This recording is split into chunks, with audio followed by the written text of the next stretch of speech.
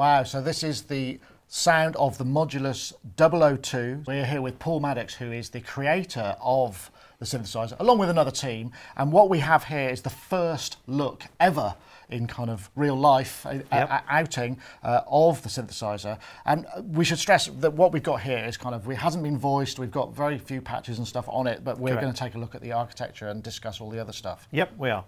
This is, well, the first British polysynth for quite a while. Analogue polysynth, which would be fair to say, for quite a while. So tell me, how did this come about? This came about because I've had a dream since I was that tall to build a polysynth. And I've nearly got there several times in the past, and it was a golden opportunity in July last year when myself and a friend of mine called Philip Taysom sat together and said, "Now's a good time. Let's do it." Yeah. So we've been working on this since July last year. So this is 12 voices. This is 12 voices. Hybrid. Hybrid, yep. What so does we've that got mean? digital oscillators, analog filters, and analog VCAs. Signal path all analog? The signal path is analog from the oscillators right the way through to the outputs. Right, okay. And when we say digital oscillators, obviously there's sort of, some people go, ooh, but why digital? Digital for me means they're stable, they're reliable. It also means they're a lot more flexible. I can put in lots and lots of different waveforms and I can do some clever tricks with the resolution and all sorts of bits and pieces, which you can't do easily with analog waveforms. I mean, analog voice cards as well. It's a bit of a nightmare to get them all to sound even remotely the same or in tune, right? Yeah, I mean, say the problem is you've got 12 voices in here, that's 24 oscillators. Analog tuning 24 oscillators and getting them stable for analog, it would be a nightmare. So they're not DSP based, is it? It's something else. They're what are called numerically controlled oscillators. The principal advantage is they don't have a fixed sample rate, so you don't get any of the aliasing problems or the frequency cutoff that you can get with DSPs. Ah, so it's a much higher resolution, effectively. Yep, much higher resolution, and yeah, a sawtooth. It's a sawtooth, that end of the keyboard and that end of the keyboard. And in terms of construction, you know, this looks like a premium sort of beast. We have used high quality products throughout. Both myself and my business partner Philip are passionate about synthesizers, and we feel that the synthesizer market has been neglected for a long time in terms of high-end pro quality and feel instruments. I quite often equate this to sort of a PRS. There is nowhere in the synthesizer industry that I'm aware of that you can go and buy the equivalent of a PRS for a synthesizer, and that's what we're aimed at. These, it's top quality, top to bottom. Right, and what we're going to do is we're actually going to take a look at the nuts and bolts with your product specialist, Luca. Yep. So for now, anyway, thank you very much for showing us, Paul. So now let's get into the nuts and bolts of it. Cheers.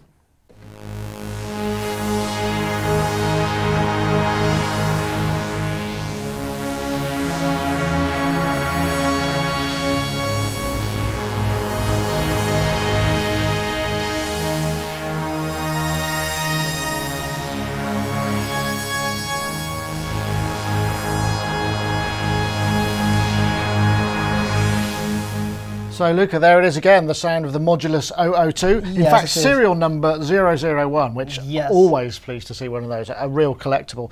12 voices though. Yeah, we have 12 voices on this instrument. We wanted to make it big, to make a powerful instrument, and actually there are not so many 12 voices. I can think of one other, but yes. Yeah, there are not so many 12 voices analog digital synthesizers, but we wanted to make something that combines all the good elements of all vintage analog synthesizers with the modern approach.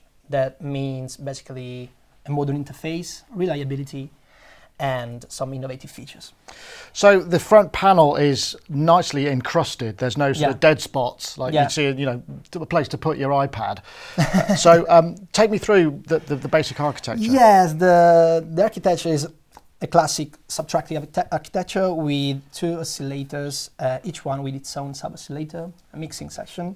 And the VCF, which is a great filter, is a transistor ladder 4-pole analog filter. And we have 2 envelopes, one for the filter, one for the VCA, a dedicated LFO per voice, and another global LFO. 2 modulation matrices, an arpeggiator, sequencer, and some other stuff. And you can't fail to see this rather beautiful, large, I guess it looks like an AMOLED display. I mean, it's, from here, it's got a very wide viewing angle. I'm not sure the camera does it justice, but it's absolutely crisp as you like. Lovely looking. Yeah, exactly. We wanted, the interface is a key point for us, so we wanted to make this big LCD that actually makes everything easier. And so it updates, you know, depending on what you're doing on the instrument, it updates, right? You know.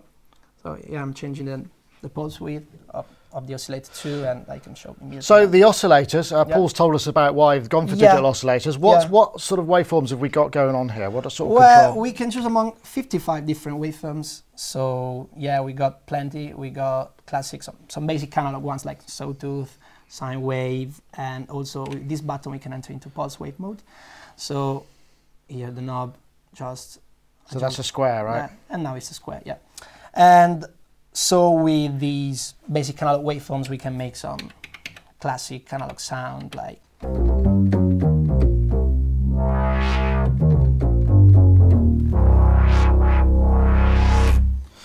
Fat sound, and you've got a joystick there as well, rather than the pitch and mod wheels. That's not. Yeah, we got filter cutoff, filter LFO, and pitch on the x-axis. But you can assign that however you want, really, I guess. Of course. Then on the oscillators, we also have many digital waveforms. Some of them are inspired by some popular synthesizers, like the PPG wave, for example, like the waveforms that I use to make this choir-like sound.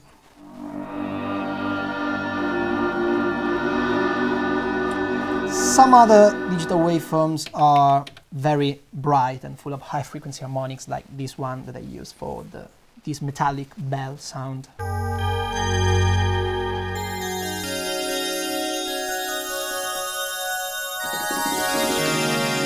So you've got wavetable type stuff in there. Does that mean you've actually got that wavetable movement and oscillation? Yeah, we don't have exactly the same wavetable mechanism like PPG or Waldorf, but we can modulate the waveforms of the oscillators with this modulation matrix. And we have also a very interesting feature called the Animator, that is basically a sequencer for the parameters, for all the parameters of the synth. So you can do some very interesting stuff also with the waveforms, of course. And you mentioned that each oscillator has it got two sub-oscillators, or is there one sub-oscillator per oscillator? We have two sub-oscillators, one for each main oscillator, but they have a very interesting feature, because with this sub-wave button, if this is off, you have basically the sub-oscillators use some standard square waves. Right.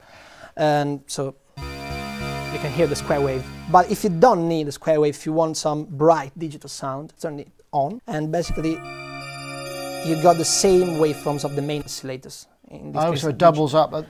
Yeah, so actually now you have 4 real oscillators, not just 2 plus 2. Right. You know? So if you want this kind of digital bright timbre, it's a really cool feature. Gotcha. Also, these are the button, D-Res. This is basically a downsampling algorithm that adds some artificial high frequencies. Okay. So it's even more bright now. Sorry.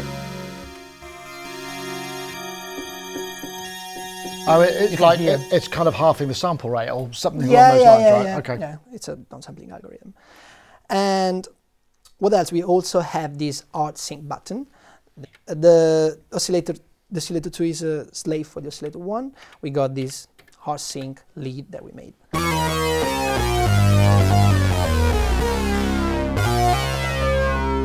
Right, okay. So yeah, classic art sync lead. So we've got various modes, haven't we? We've got the polysynth union stack, so we can... it's not all about polysynth. No, absolutely. We got Polyphonic Mod, basically just, you can play up to 12 notes, but each note will use just one voice.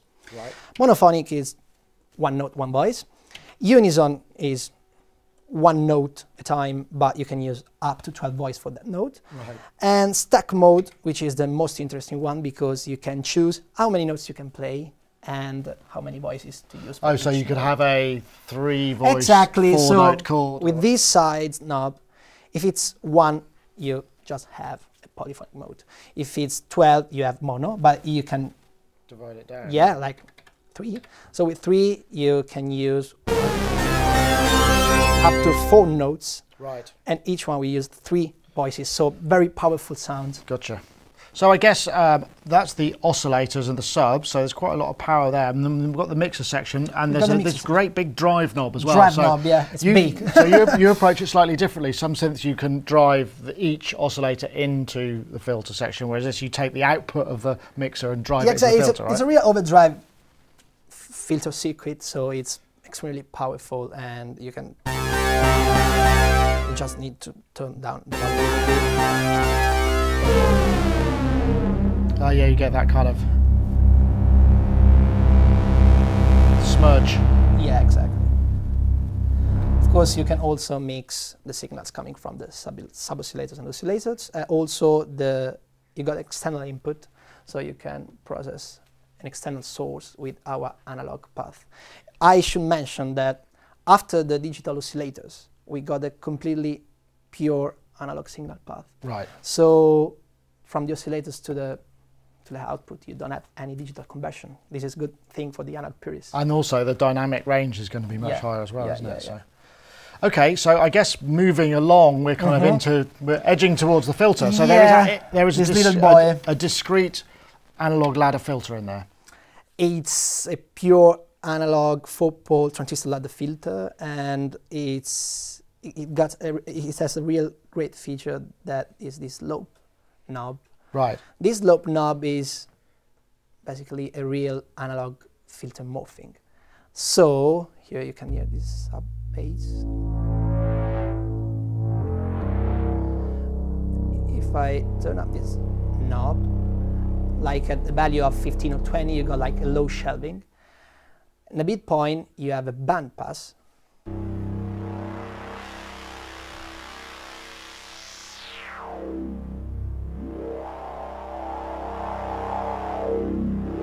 And maximum value, you got a 1-pole low-pass filter.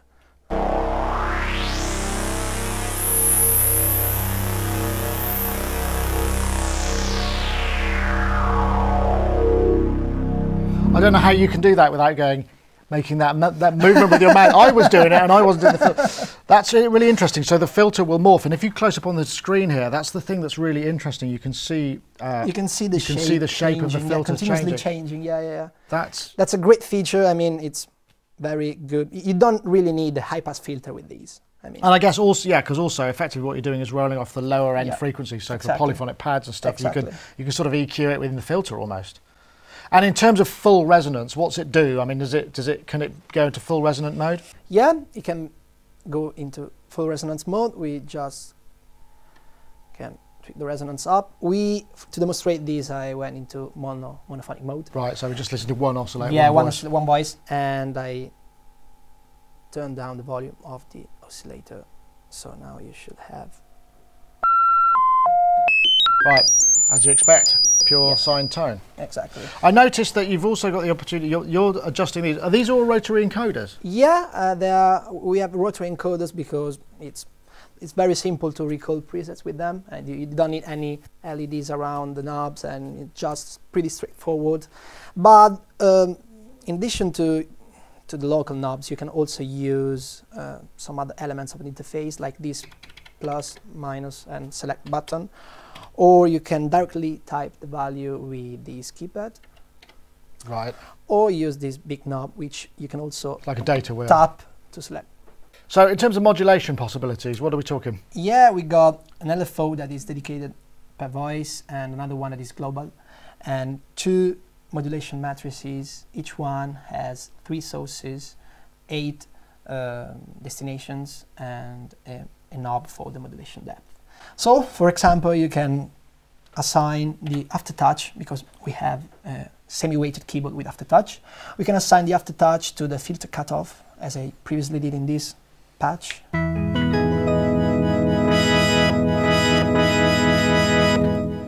And yeah, it sounds great. And you've got the depth here, a nice indicator of the depth. Yeah. On the screen you can see the modulation amount, and we can also, assign also to the slope of the filter, to the drive if you want. Oh, so you can vary this filter slope as well. Oh, that's neat. Yeah. And are these fixed modulations, or are there other ones available via the screen, or is that what you see on the front panel is what you get? What you see, what you get, yeah. And in terms of the LFOs, what happens in terms of waveforms? I mean, see, we've got yeah, we've got 4 waveforms. We got the sine wave, the sawtooth, square, and sample and hold. And the LFO2 actually got another couple of features like the delay. So you can fade it in, right? Yeah, fade it in. And also this single mode that is very interesting, but I'm going to talk about this later. So with the LFO2, we can, for example, create the classic PWM sound, like this one.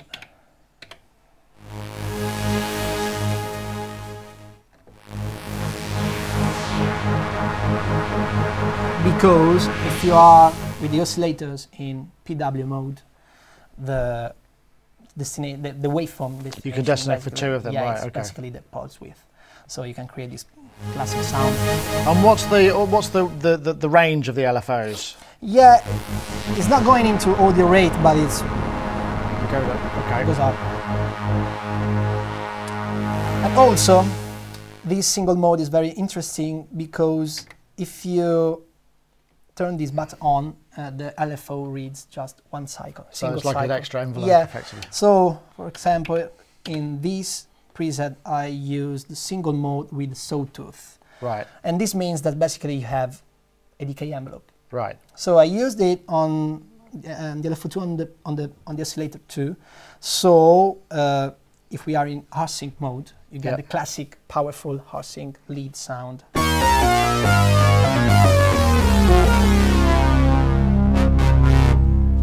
Gotcha. So we've got a pair of envelopes here, just VCF and VCA? Yeah, they can just modulate the VCF and the VCA. And we can, for example, we can turn up the amount on the filter for the VCF envelope generator, and we can transform this sound into a more percussive sound. So attack to 0 and sustain to 0, and also a short decay.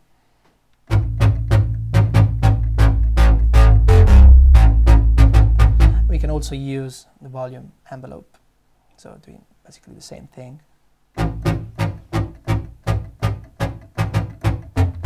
So you can get quite snappy. Okay. Yes. You mentioned an animator as well. Is that something that can modulate these functions? Yeah, the animator basically can modulate any, all the parameters in the synth. So, for example, we can modulate the waveform of the oscillators, like in this sound. It's basically switching through different waveforms, and you get these interesting effects. That's like the sort of wavetable sort of sound, isn't it? Yeah. And that, how many steps and how does that work? Well, on the animator we got 12 rows and 32 steps each. Wow. But we can modulate any parameter we want. So yeah, it's also the sequencer, the step sequencer got 16 tracks and 12 rows and 32 steps per row. So you could do pitch, you could plus another. Yeah, you can. Another 12 layers of parameters, right? So plenty. Then we also have a very interesting arpeggiator. We have plenty of different modes, like this shuffle mode, and also very, very clever hold mode. So as you can see, when I press a note, and press another note, the arpeggiator remembers the note that you played, and also the order in which you played them. And if you want to remove a note from that sequence, you just need to press it again. So you could build up quite complex. Yeah, it's very, very fun. I mean, you can do stuff like these.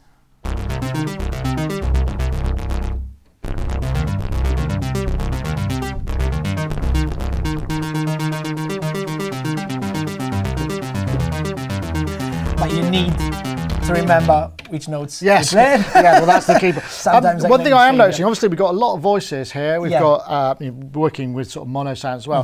What's the split and layering possibilities with this? Well, we have, this instrument is fully multi-timbral. So we can use all the 12 voices if you want, also layering them or splitting the keyboard, however you want. So you can take full advantage of any of the So you can have 12 splits with one voice each? Whatever you want, yeah. And when you're in the stack mode, I presume that means you can do all sorts of clever things with the splitting. You can. It's fully programmable. You can use how many voices you want for each note and how many notes you want. And is the split point fixed, or is that something that you can just set quite easily yourself internally? No. You can use whatever. Dial it in. Yeah. Okay. So does that mean integration with the DAW is all part of that as well? Well, we got two different possibilities. For the analog purists, we have this D-type connector that basically provides the 12 voices as individual separate channels. So you can bring them all in separate Yeah, pure analog. As I told you, the signal path is completely analog, so you can use the pure analog signals directly from the voices.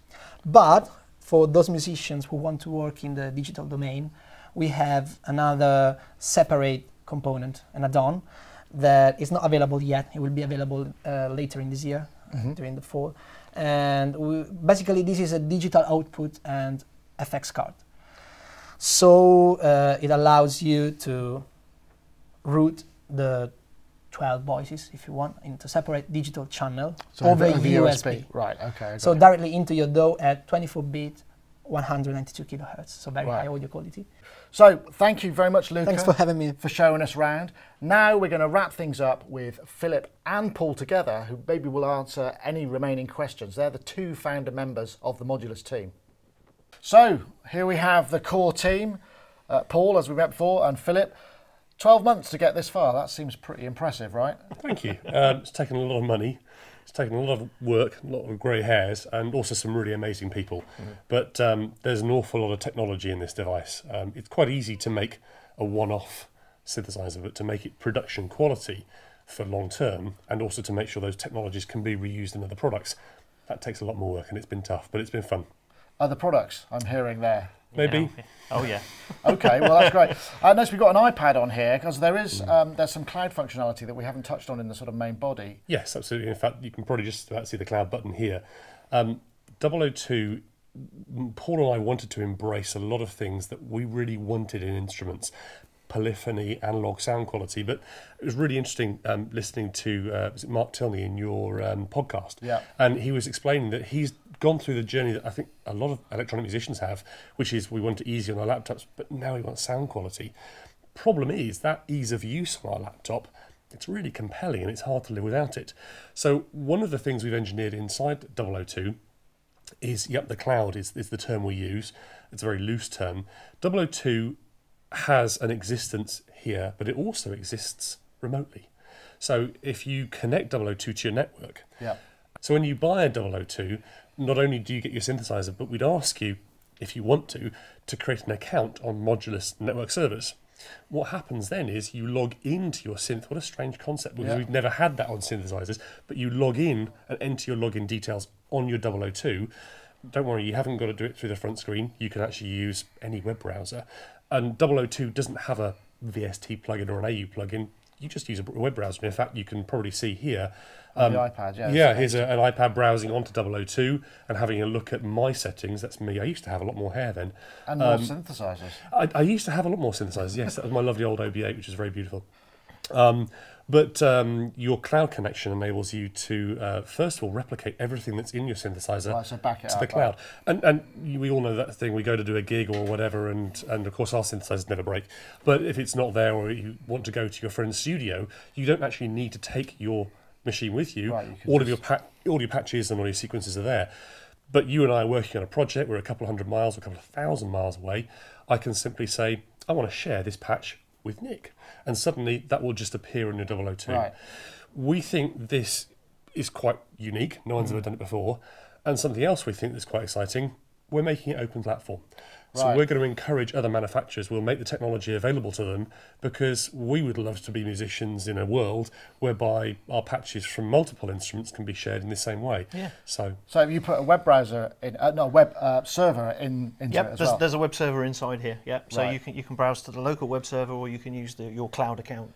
So does that mean I could actually hook up to your Modulus remotely and edit it from as well? Yeah, sure, why not? So you could be, for example, a session programmer, programming for some big name in Hollywood, but you could be sat here editing the synth while they're playing, and so, until they're happy with the sound. So yeah. Right. And also, one of the things I remember is the fact that there used to be a great market for aftermarket sounds. I mean, not everyone is a great sound designer, but there are some brilliant sound designers. But it's been difficult for them to get the distribution mechanism to get their sounds out commercially. We'll be adding features for that in the coming few months within Moss Cloud. Right, excellent. So, I mean, this all begs the question, you know, this is high technology, high build quality, all of these things sort of tend to add up when it comes to the final price. So what are we talking? This is not an artisan synth, this is a mass production synth. Right. Just to also explain, this is production number one, and that's because there is a production batch currently going through. So in terms of availability, you'll be able to go and buy a 002 within the next couple of weeks. We intend to have a series of dealers around the world. We're already working with a number of people, and we hope for launch end of July. We'll have a number of dealers in the US, in Europe, and in the UK. UK price, I have to talk because of UK laws, including VAT, £3,600. So Right. £3,000 if you're a pro or semi-pro, and you put your things through your VAT, through your business, £3,000 plus VAT, 2,995. Right. European price from memory just under €3,800 plus taxes. US price, we're hoping around 5,200 US plus taxes. Obviously relevant taxes wherever you are. But yeah, I don't think it's that expensive when you compare what this instrument sounds like to a comparable vintage instrument. We're seeing the prices of some instruments over $10,000. Sure. So we've got a modern, reliable, brilliant sounding instrument with some incredible features. We think it's pretty good value at 3,000. Yeah. Right, and you're going to come back at some point in the future when you've got sort of more voices, because this is presumably going out to people who are designing voice, because we've got number one here. There aren't any others for people to do patches on, so you'll be back and show us some more of what it can do, right? Yep. Excellent. We hope so. Thank you very much, Cheers, Philip, Nick. Thank you for and the thank you, opportunity. Paul. Thanks for having Take us. care. Thanks Cheers. for watching, everybody. Cheers. Thanks.